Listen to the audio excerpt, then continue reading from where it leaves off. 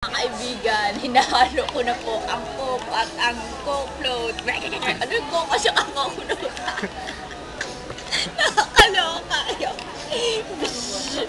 Ngayon, tikman natin. Bita nga.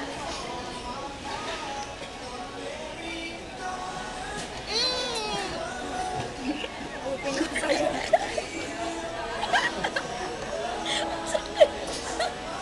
Pumunta sa ilong ko. Isang boses mo? Gusto mo tikman na ilong ko. Wait lang. Pero ako tissue. Akin naman to. Naiiyak ako. Hindi mo siya. Sakit ang ilong. Kasi yung pag ko, gusto ko iba yung reaction. Hindi, natawa ako eh. Ano ba, Meloy? Kakatit lang. Kakatawa kami dito eh. Ayun na, wala, tapusin ko na ha. 1, 2, 3.